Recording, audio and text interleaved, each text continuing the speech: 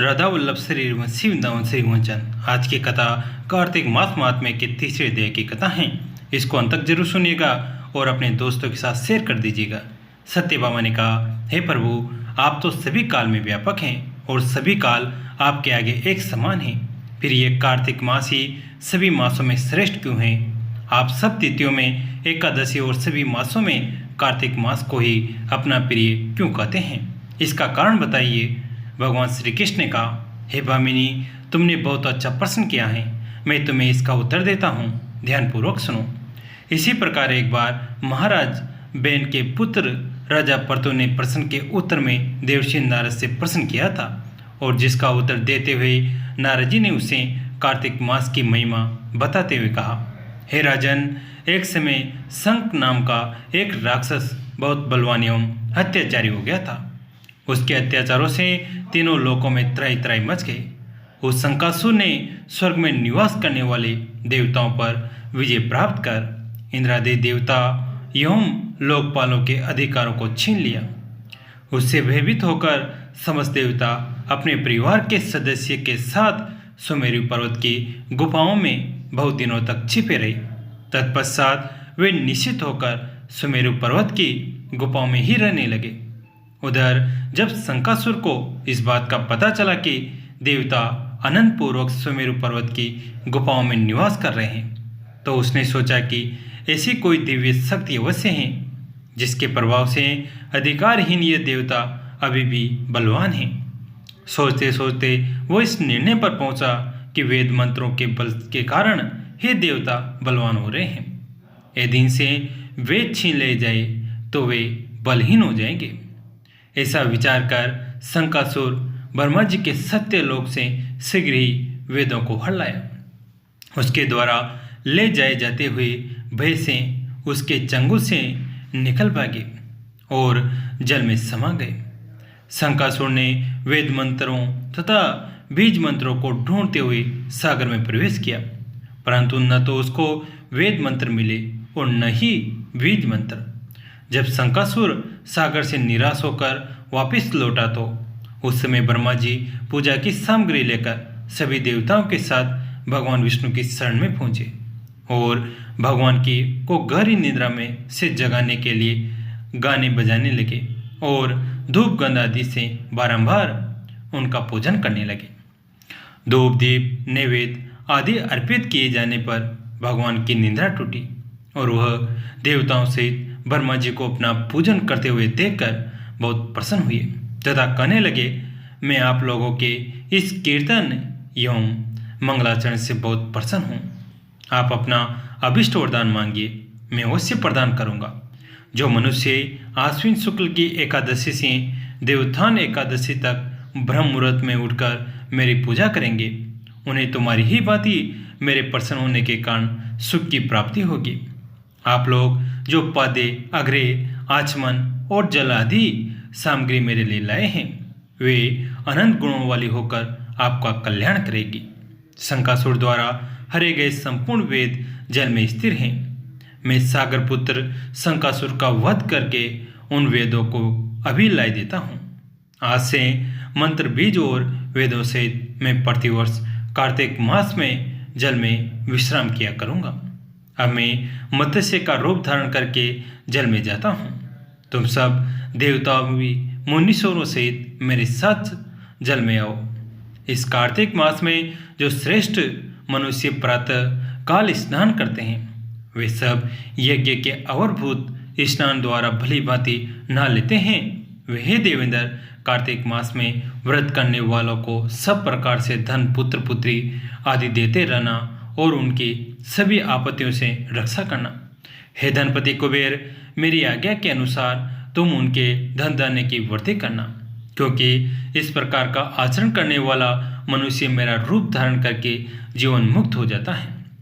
जो मनुष्य जन्म से लेकर मृत्यु पर्यंत विधि पूर्वक इस उत्तम व्रत को करता है, वह आप लोगों का भी पूजनीय है।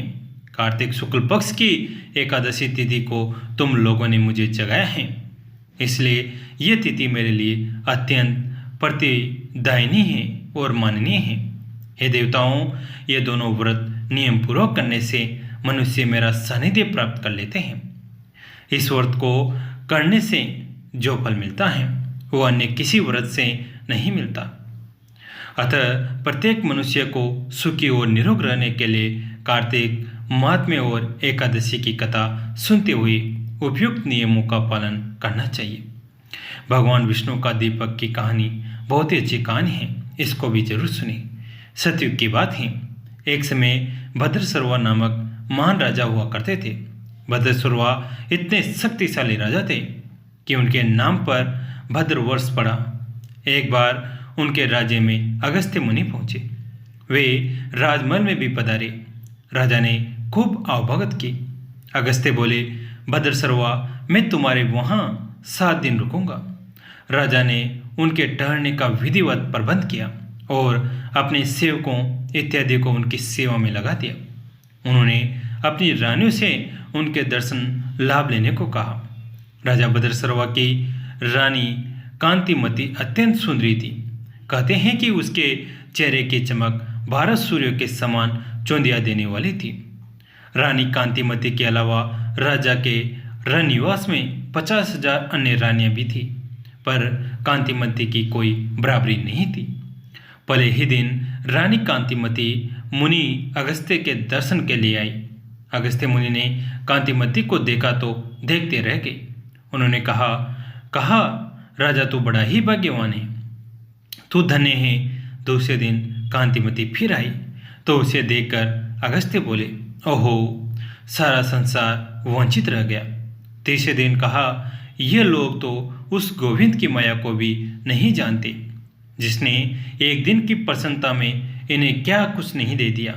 चौथे दिन जब कांतिमणि मुनि दर्शन के लिए पहुंची तो वे अपने दोनों हाथ उठाकर बोले, हे जगन्नाथ, आप धन्य हैं, आपकी लीला मान है।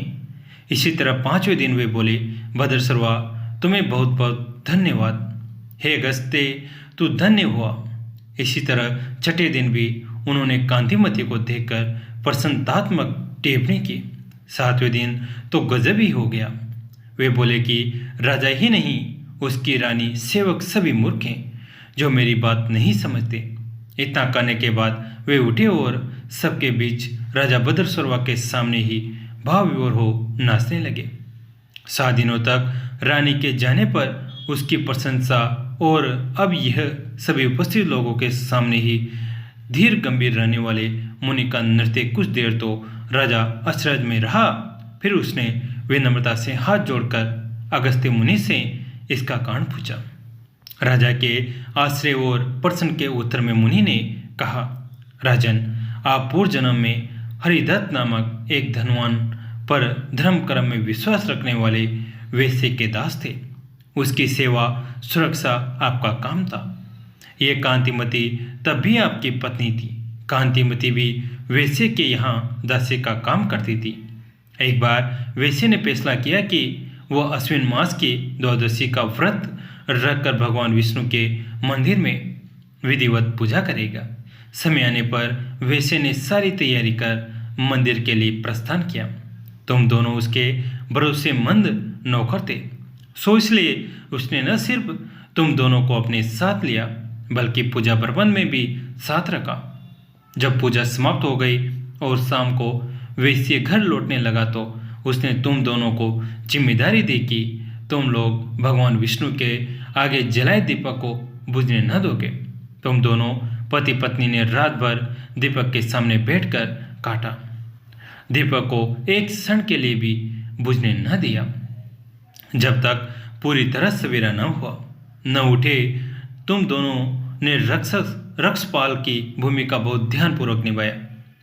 बहुत काल बाद उम्र पूरी होने पर तुम दोनों थोड़े से ही अंतराल पर मृत्यु को प्राप्त हुए।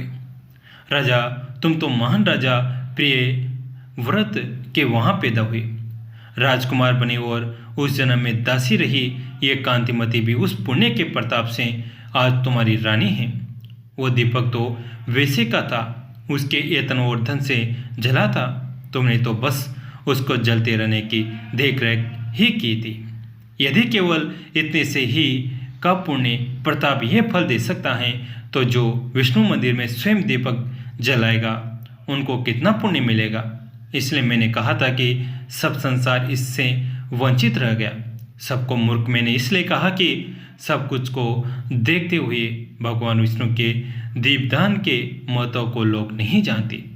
अपने को धन्य इसलिए दिया कि मुझे सब कार्यों में सहज श्री विष्णु ही सूझते हैं, मुझ श्री विष्णु ही सूझते हैं। और तुम्हें और कांतिमती को धन्य इसलिए कहा कि तुमने दूसरे के जलाए दीप की रक्षा भी इस तरह मन लगा कर किया।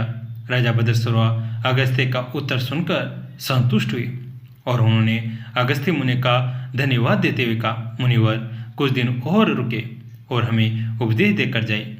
अगस्त्य मुनि ने भद्रसर्वा को शीघ्र ही योग्य पुत्र का पिता बनने का आशीर्वाद दिया और कहा कि कार्तिक पूर्णिमा के अवसर पर मुझे पुष्कर में उपस्थित होना होगा, इसलिए अब मैं वहाँ के लिए प्रस्थान करूँगा। जय जय श्री राधे। कैसी लगी आज की कथा? अगर अच्छी लगी तो इसे अपने दोस्तों के साथ, फैमिली के साथ शेयर करें। कहानी अंत तक सुनने के लिए आप सभी का तहे दिल से धन्यवाद।